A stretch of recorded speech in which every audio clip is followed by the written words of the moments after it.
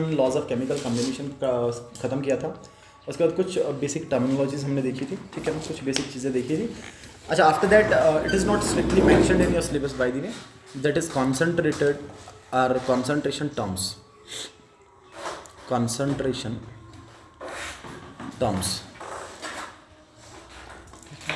Syllabus में mention तो है नहीं, but questions are often appear from this portion. आते हैं सवाल, नीट में भी आते हैं, ठीक है ना, तो ज़रूरी है इस चीज़ को पढ़ना, ठीक है ना। तो थोड़ा थोड़ा ही पढ़ेंगे, मोटी मोटी चीज़ें, okay.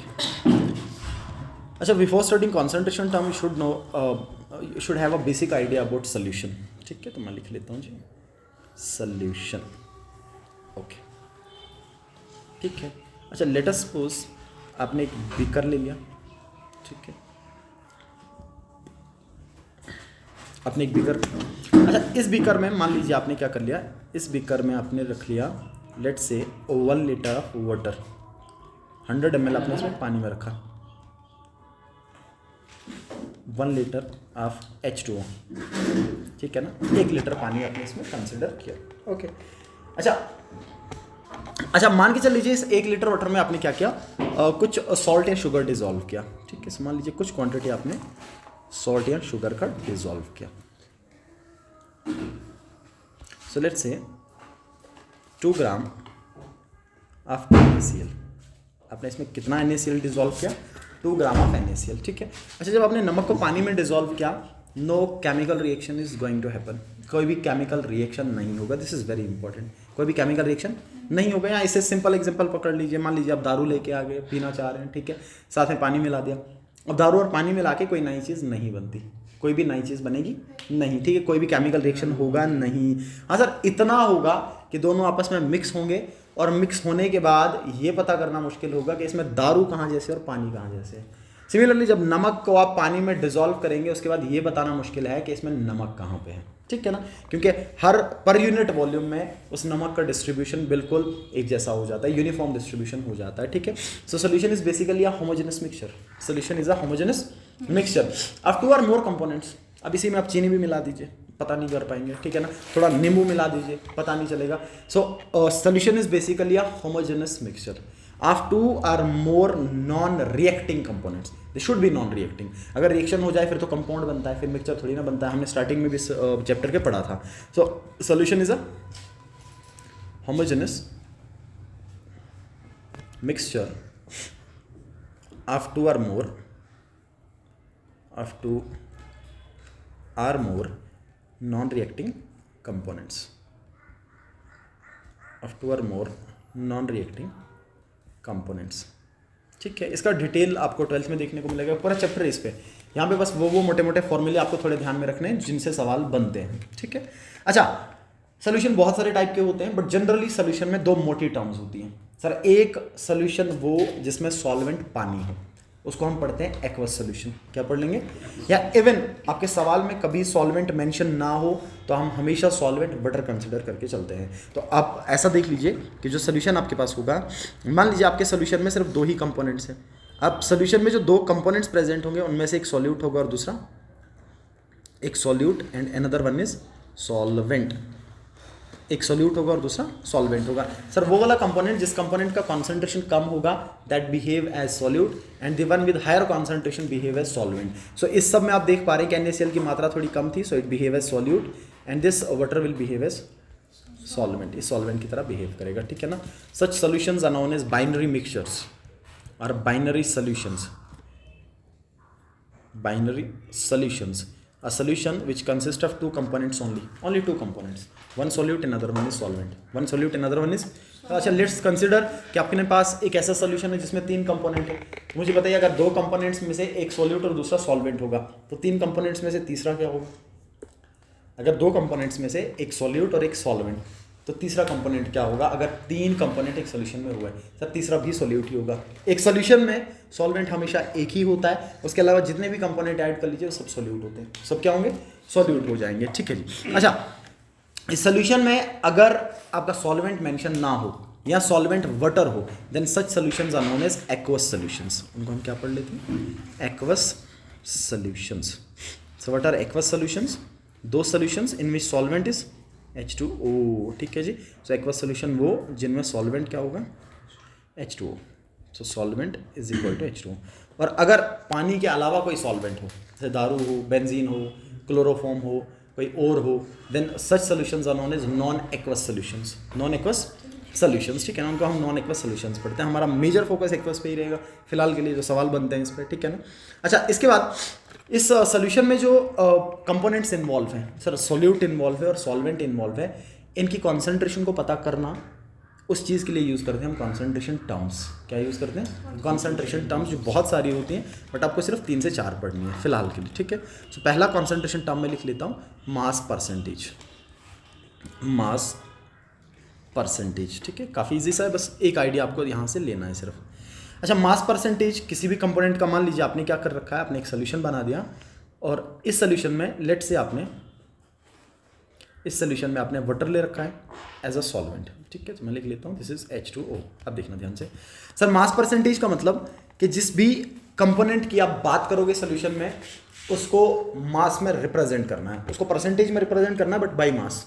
So that can be calculated as mass of component. Mass of component जैसे परसेंटेज निकलता है बिल्कुल वैसे ही, mass of component upon total mass of solution, upon total mass of solution, multiply by 100, multiply by 100। Very simple. Mass percentage का मतलब जिस component का आप मास परसेंटेज पता करना चाह रहे हैं उसका mass divided by total solution का मास, और टोटल सोल्यूशन के मास का मतलब सोल्यूट प्लस सॉल्वेंट का mass, multiply by 100, multiply by 100, ठीक है ना। It is represented as, this is important, this is important, NCERT में एक सवाल मिलेगा इसके रिलेटेड, ये इंपॉर्टेंट है। So it is represented as W by W। इसको रिप्रेजेंट करते हैं W बाई W से। W का मतलब वेट या मास, और फिर से डिवाइड में W और वेट या मास। तो इसका मतलब ऊपर भी मास और नीचे भी मास। ऊपर किसका मास? कंपोनेंट का, और डिवाइड में किसका मास? सोल्यूशन का, ठीक है ना। तो मल्टीप्लाई बाय 100 कर देंगे। मान लीजिए मैंने ऐसा लिख दिया, फॉर एग्जांपल लेट से मैंने लिख दिया 10% W बाई W या 10% बाई मास, 10% बाई मास या 10% W by W of NaCl aqueous solution, NaCl aqueous solution, ठीक है। अच्छा, इससे दो चीज़ें आपको समझ में आ रही हैं। सर एक चीज़ तो ये कि जब मैंने एक्वस सोल्यूशन की बात की तो एक्वस सोल्यूशन का मतलब सॉल्वेंट पानी था, ठीक है। और उसके बाद 10% जो दे रखा है W by W of NaCl, इसका मतलब 10 ग्राम NaCl। जो परसेंटेज में दिया है उसको ग्राम्स में लिखना आपने सिर्फ, ठीक है। सो इसका मतलब ये कि NaCl आपके पास कितना था सर? इसका मतलब NaCl दिया था 10 ग्राम। कितने ग्राम? 10 ग्राम। अच्छा, जो सॉल्वेंट आपके पास बचा वो क्या था? सॉल्वेंट क्या आपके पास? H2O। सो H2O जो सॉल्वेंट है उसकी कितनी परसेंटेज ग्राम्स में कितना होगा? अगर 10% ये है तो बताइए पानी कितने परसेंट होगा? 90%। और 90% का मतलब 90 ग्राम, 90% का मतलब 90, सो ये होगा 90 ग्राम्स। सच दैट जो टोटल सोल्यूशन आपके पास होगा वो होगा 100 ग्राम्स का। हमेशा ये सवालों में लगेगा, ये कॉन्सेप्ट हमेशा सवालों में लगेगा। अगर कभी भी सॉल्यूट का परसेंटेज मेंशन है, आपको एनसीईआरटी में एक सवाल मिलेगा जहां नाइट्रिक एसिड के रिलेटेड सवाल है और नाइट्रिक एसिड 69% दे रखा है। अब जो 69% नाइट्रिक एसिड दिया होगा या जो भी सवाल होगा आपके पास, वो परसेंटेज का मतलब उतना ग्राम वो दिया है, और 100 में से माइनस करने पे जो बचा वो सॉल्वेंट होगा, और पूरे सोल्यूशन का मास उस टाइम पे 100 ग्राम होगा। तो जब कभी भी परसेंटेज, मास परसेंटेज दिया है, एक चीज हमेशा अंडरस्टूड है that the mass of solution will be 100 grams. वो कितना होगा वो अंडरस्टूड है, आपको समझ में आ जानी चाहिए बात, ठीक है ना। सो 100 ग्राम हो जाएगा। ओके, ये आ गया आपका मास परसेंटेज। इसके रिलेटेड सवाल भी देख लेंगे हम थोड़ी देर में। Second is mole fraction.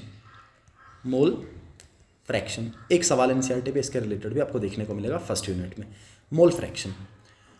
अच्छा, मान लीजिए आपने एक सोल्यूशन बनाया, इस सोल्यूशन में सॉल्वेंट भी है और इस सोल्यूशन में सॉल्यूट भी है, ठीक है ना। Let's say we have solvent A and solute B। So let's say we have A solvent and B as solute. So इसको मैं मान लेता हूँ this is the solvent and this is the solute, ठीक है। सोल्यूशन आपने बनाया जिसमें सॉल्वेंट भी था और साथ में सॉल्यूट भी था, ठीक है, इस तरीके से।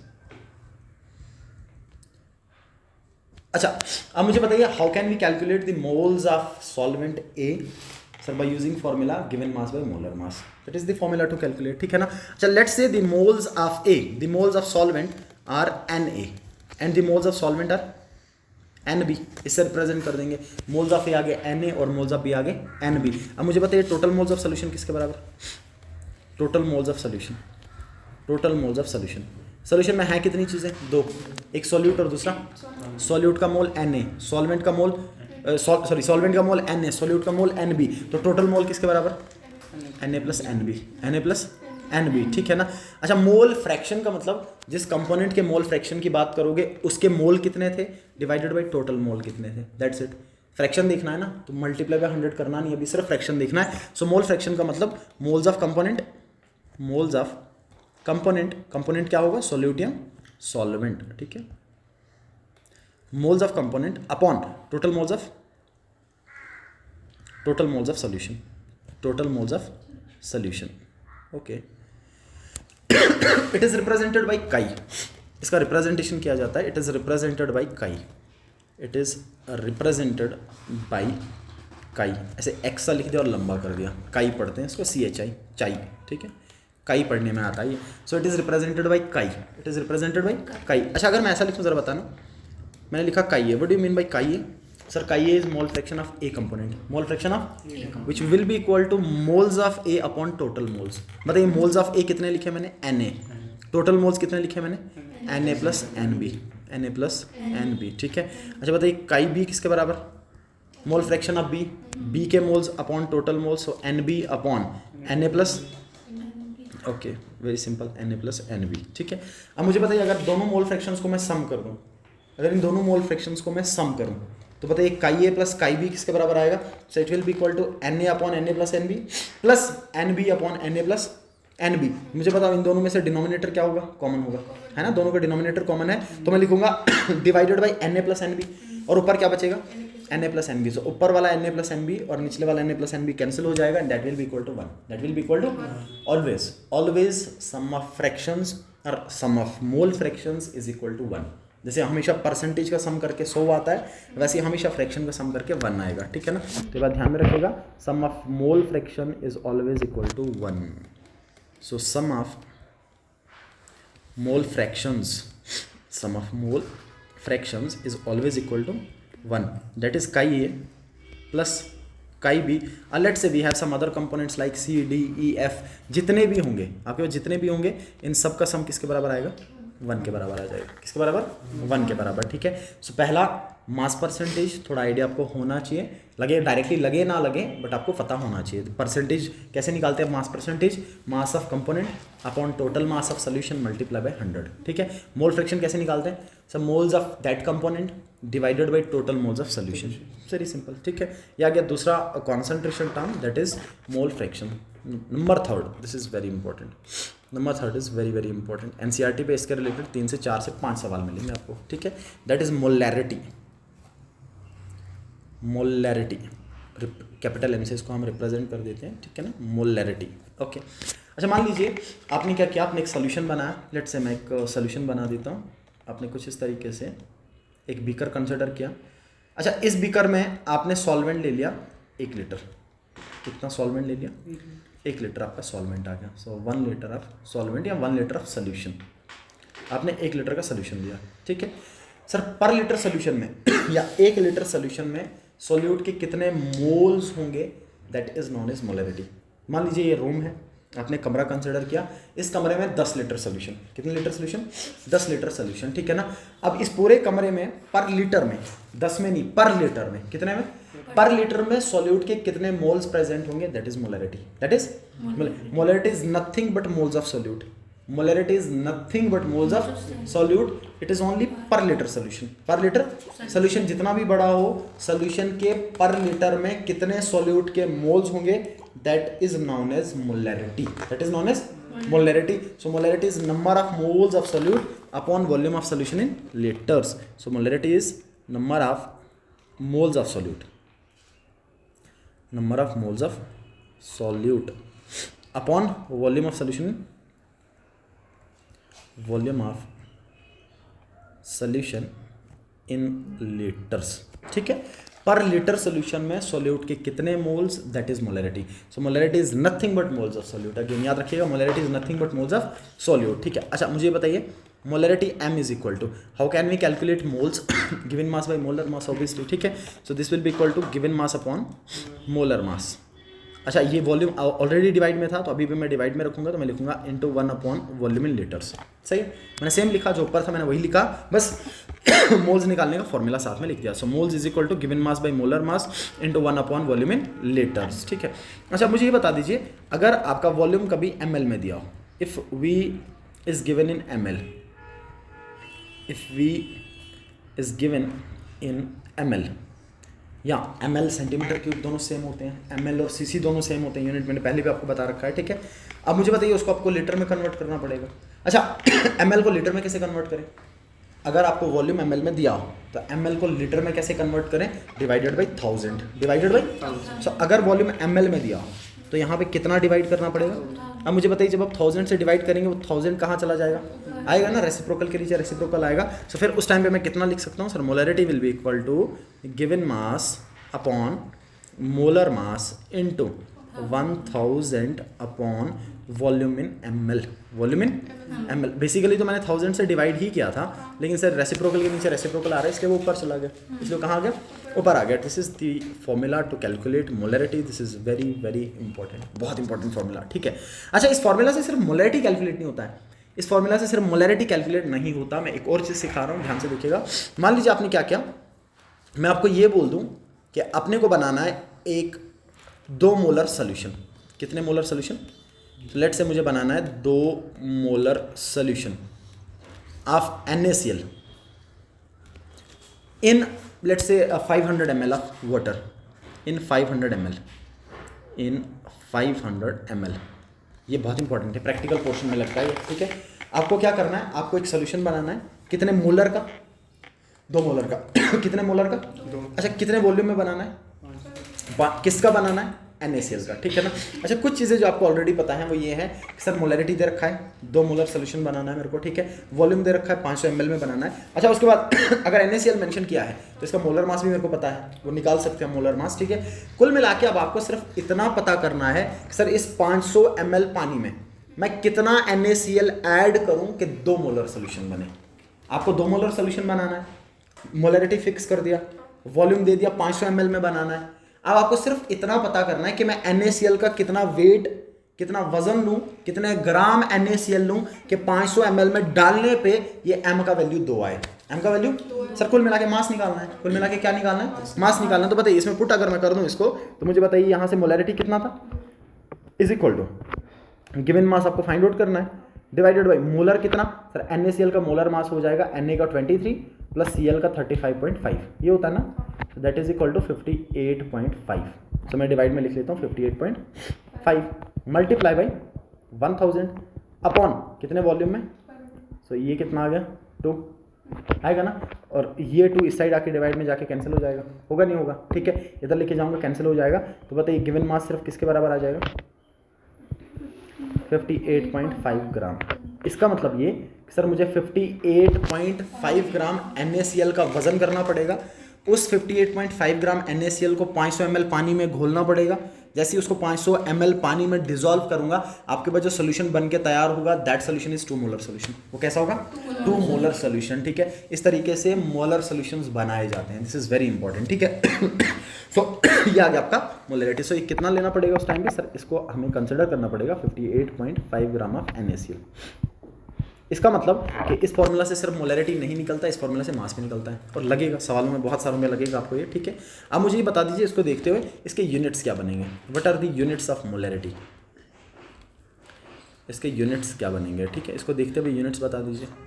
ये तो इजी पोर्शन है, फिजिक्स में नया नया पढ़ रहे हो, ये ताज़ा ताज़ा पहला चैप्टर आपने पढ़ा है। ठीक है, सब मोलरिटी के यूनिट्स बनेंगे। इसका इक्वेशन देखते हुए, ऊपर लिखा हुआ है मोल्स ऑफ सॉल्यूट, नीचे लिखा हुआ है वॉल्यूम। सो ऊपर लिखूंगा मैं मोल और नीचे लिखूंगा लीटर, वॉल्यूम का यूनिट लीटर होता है। सो कुल मिला के इसका यूनिट बनेगा मोल पर लीटर, बनेगा ना। सो मैं लीटर को ऊपर लेके आऊँ तो mole litre inverse, mole litre inverse, और इसी को हम मिला के पढ़ें तो this is known as molar. इसको हम क्या पढ़ते हैं? जैसे मोल का यूनिट मोल, MOLE का यूनिट MOL, वैसे ही मोलरिटी का यूनिट मोलर, मोलरिटी का यूनिट मोलर या मोल पर लीटर, मोल पर लीटर। ठीक है, अच्छा एक और इंपॉर्टेंट बात यहाँ पे लिख लेता हूँ मैं। So this molarity involves volume and volume changes with temperature, volume changes with temperature, so that means molarity can also vary with temperature, so molarity is dependent on temperature, कि इंडिपेंडेंट नहीं है। जैसे मान लीजिए मैंने मास परसेंटेज की बात की, mass percentage does not vary with temperature, weight बदलता ही नहीं है, मास नहीं बदलता टेम्परेचर के साथ, ठीक है ना। अच्छा मैंने मोल फ्रैक्शंस की बात की, सर मोल फ्रैक्शन में सिर्फ मोल इन्वॉल्व था, mole fraction is also independent of temperature, but this molarity varies with temperature, so molarity depends on temperature, so molarity vary with temperature, molarity is temperature dependent, molarity is temperature dependent, ये temperature के साथ vary करेगा। अच्छा particularly आप देखना चाहें कैसे vary करेगा वो भी लिख सकते हैं हम। अब मुझे बताइए अगर आपने वॉल्यूम कंसिडर किया, सर टेम्परेचर बढ़ाने से वाइब्रेशंस बढ़ते हैं, जैसे ही हमने टेम्परेचर बढ़ाया और पार्टिकल्स का वाइब्रेशन बढ़ा तो पार्टिकल एक दूसरे से दूर दूर जाना चाहेगा, जब पार्टिकल एक दूसरे से दूर दूर जाना चाहेगा तो वॉल्यूम बढ़ता है, वॉल्यूम।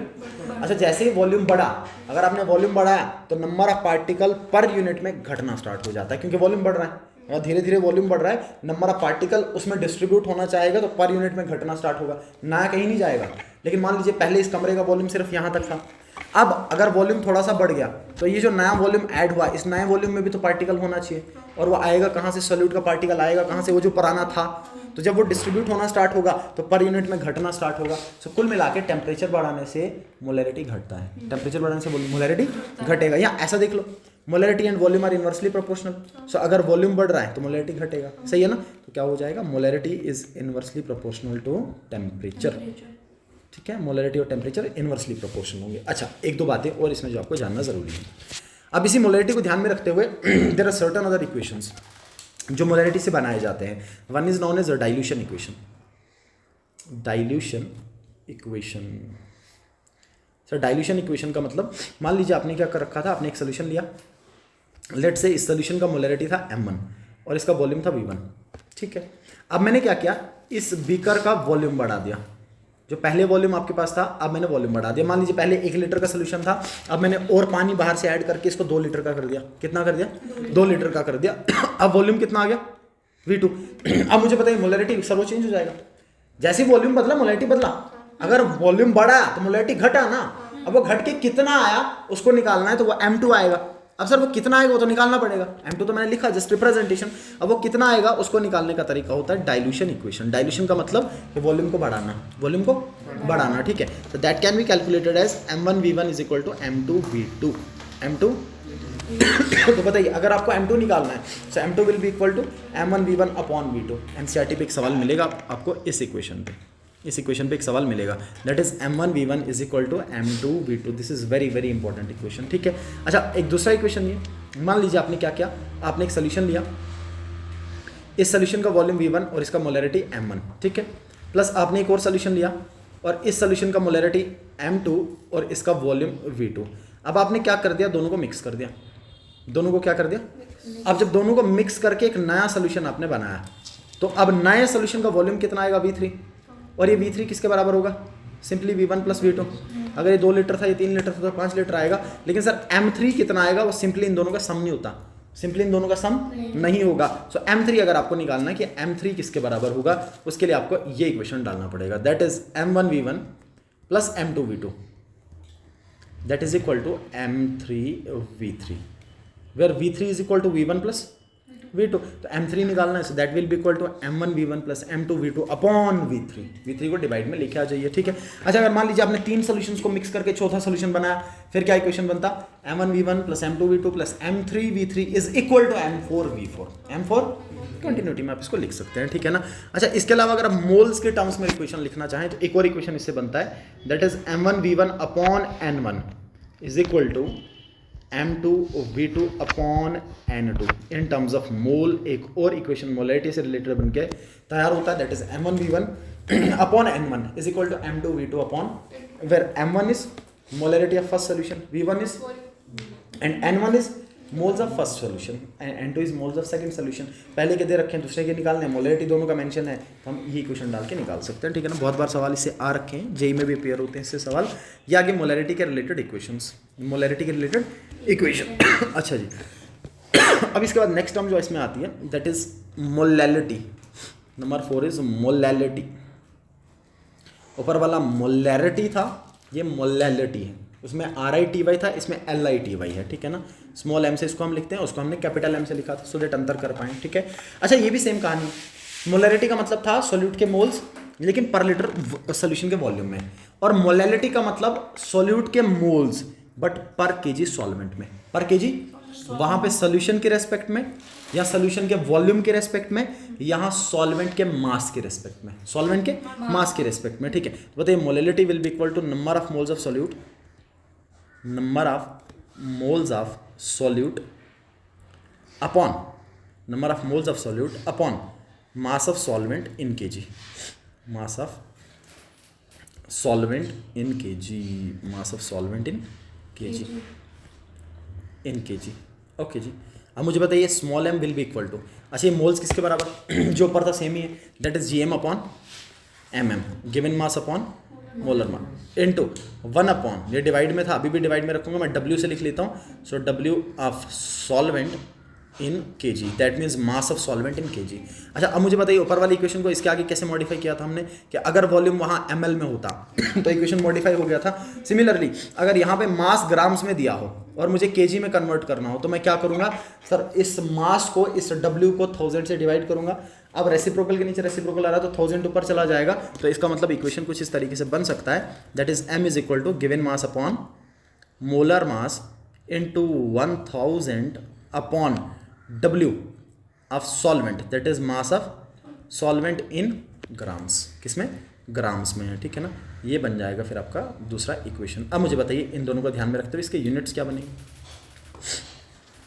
अब तो इजी है, पिछले वाले में था मोल पर लीटर, इस वाले में है मोल पर केजी, मोल पर, सो this is mole KG inverse, सही है ना।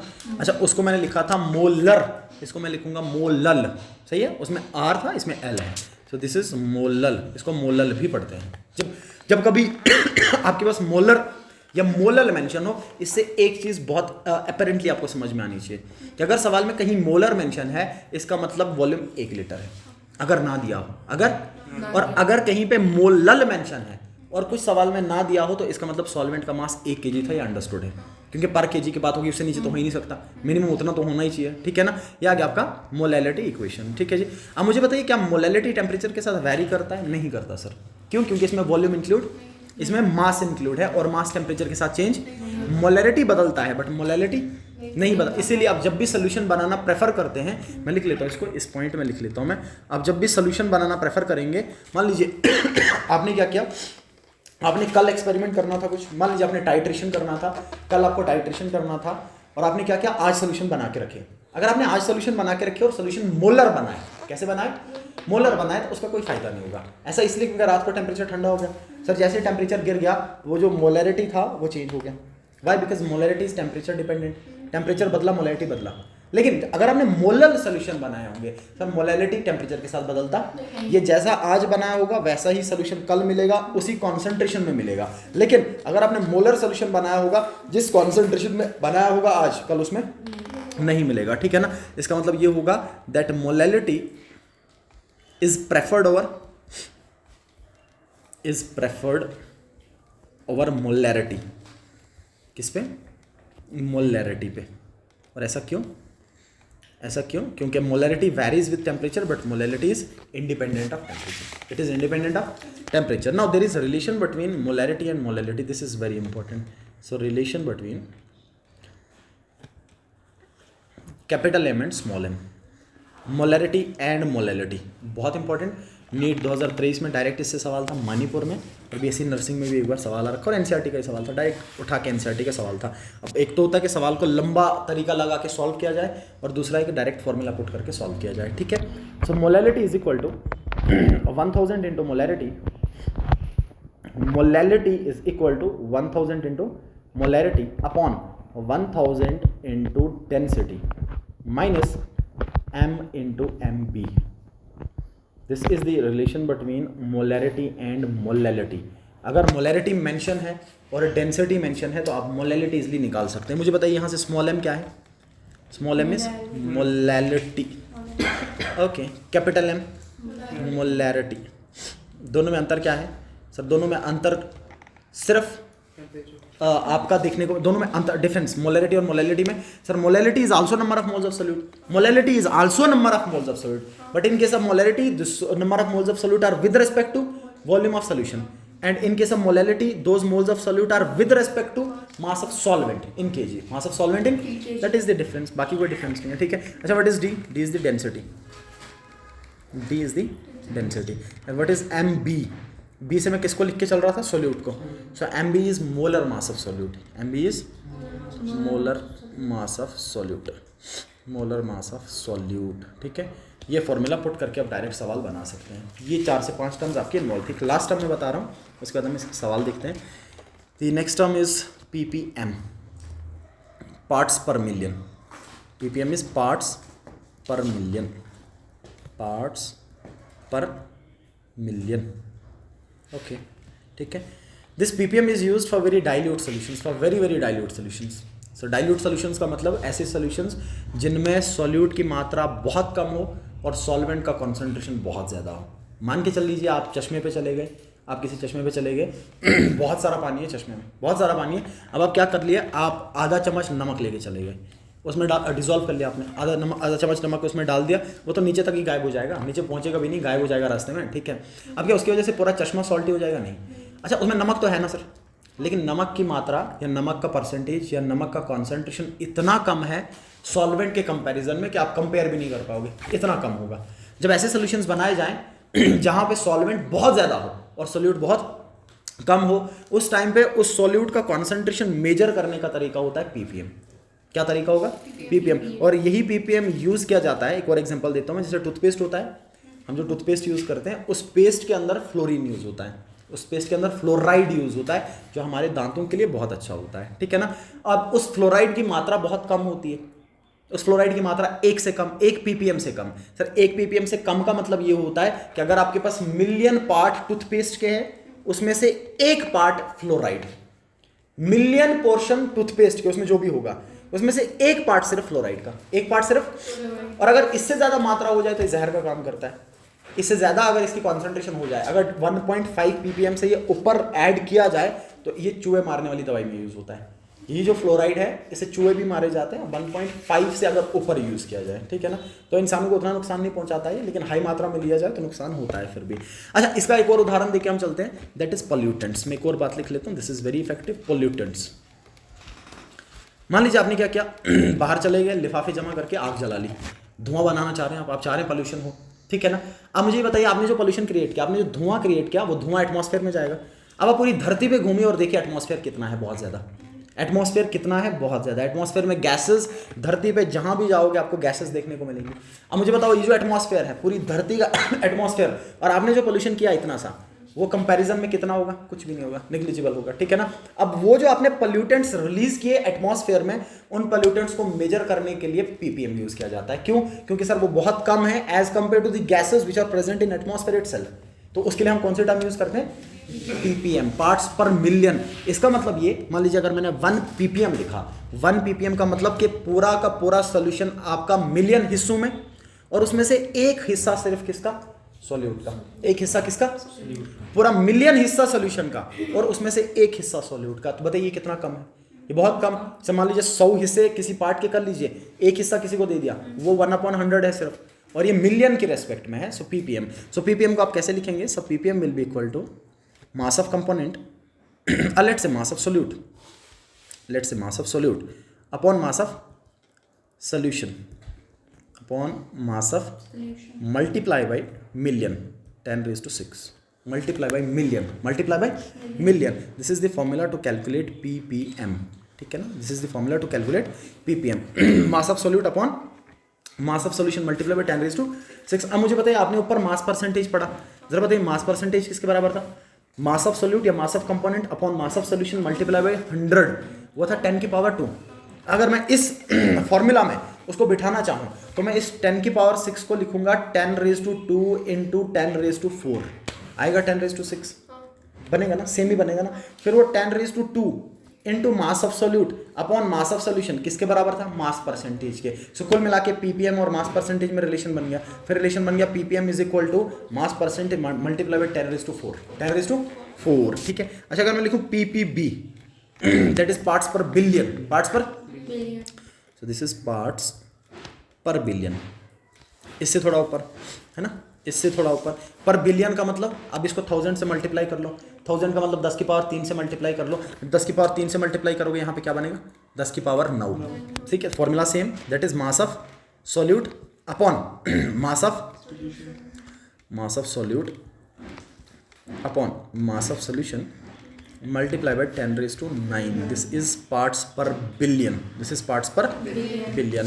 ये वो चीज़ें जो आपको इस चैप्टर में लगनी है। इसके अलावा भी टर्म्स होती हैं, we have got strength of solution, we have got formality, we have got normality, we have got volume percentage, mass by volume percentage, और भी बहुत सारी टर्म्स होती हैं, बट ये वाली आपको सिर्फ लगनी है, ये वाली पर्टिकुलरली आपको देखने को मिलेंगे। ठीक है ना, अगर आपको ये समझ में आया तो आप सवाल कर सकते हो, एनसीईआरटी के एक्सरसाइज से सवाल है, बस 2 से 3 सवाल। ठीक है ना, सिर्फ 2 से 3 सवाल।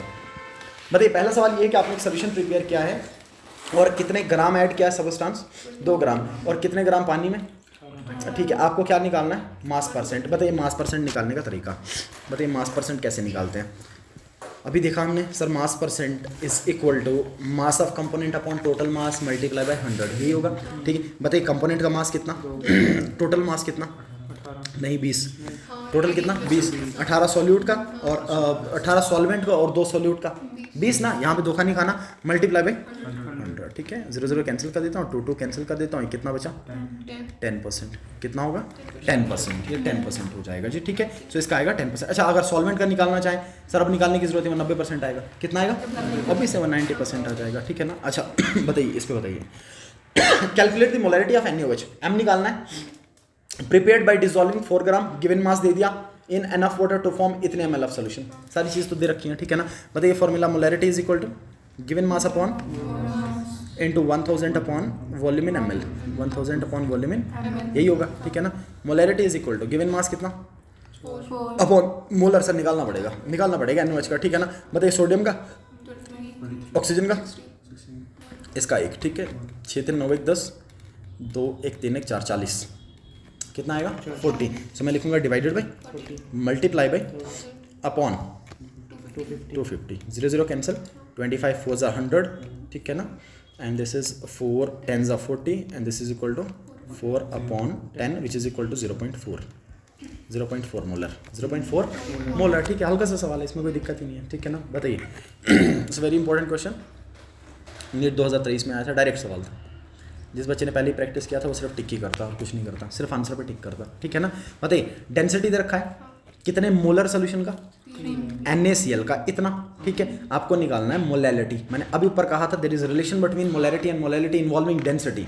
ठीक है, सो वो रिलेशन क्या था sir, m is equal to small m is equal to 1000 into molarity, 1000 into upon 1000 into density minus m into M B, minus m into M B कर दीजिए सारी values put. So m is equal to 1000 into how much molarity is given 3 divided by 1000 into density, कितना दे रखा है 1.25 minus m into M B, m is again molarity 3 multiply by M B, sir वो तो निकालना पड़ेगा, M B निकालना पड़ेगा। NaCl का 58.5 आता, अभी क्या था Na का 23, क्लोरीन का 35.5, सम करने पे आएगा 58.5 सो मल्टीप्लाई बाय 58.5। ठीक है, इसको मल्टीप्लाई करेंगे, इसको मल्टीप्लाई करेंगे, इसको मल्टीप्लाई करेंगे, फिर इसको माइनस करके सॉल्व करेंगे। तो बताइए ऊपर कितना आएगा 3000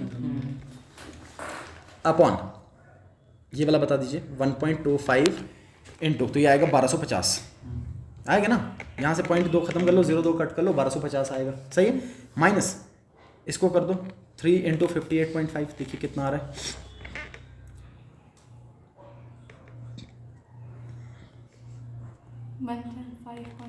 ओके 175.5। ठीक है, माइनस कर लेंगे, so m will be equal to 3000 upon 1250 minus 175.5, so that is equal to 1074, 1074। इसको डिवाइड कर लेंगे, आंसर मिल जाएगा। So 3000 upon 1074। ठीक है ना, so this will be equal to 2.79 exactly, 2.79 small m। ठीक है ना, 2.79 स्मॉल m, ये आंसर आ जाएगा आपका 2.79 small m, that is molality. ठीक है सर, ये बताइए calculate the mass of sodium acetate required to make 500 ml of 0.375 molar aqueous solution सब चीज़ें दे रखी हैं। सवाल में क्या करना है आपको ध्यान से देखना, आपको मास निकालना है, सही है, मोलर मास दिया है, वॉल्यूम भी दिया है और मोलैरिटी भी दिया है, ये मोलर लिखा हुआ है, ठीक है। तो बताइए we know that m is equal to again given mass upon into 1000 upon volume, यही है, ठीक है। गिवन मास निकालना है, तो बताइए यहाँ से गिवन मास किसके बराबर आएगा, मोलैरिटी कितना दे रखा है 0.375 इंटू मोलर मास मल्टीप्लाई हो जाएगा ना, बताइए मोलर मास कितना दे रखा है 82.0245, ठीक है, इंटू वॉल्यूम मल्टीप्लाई हो जाएगा, सो वॉल्यूम भी मल्टीप्लाई हो जाएगा, वॉल्यूम कितना दे रखा है 500 ml divided by 1000,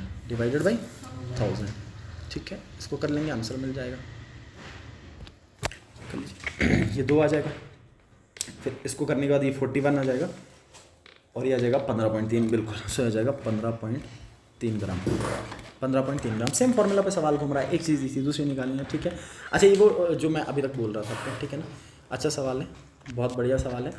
calculate the concentration in मोल पर लीटर, आपको कॉन्सेंट्रेशन निकालना है मोल पर लीटर में। अब मुझे बताइए आपने मोल पर लीटर देखा, इसका मतलब मोलैरिटी है ना, इसका सीधा मतलब मोलैरिटी।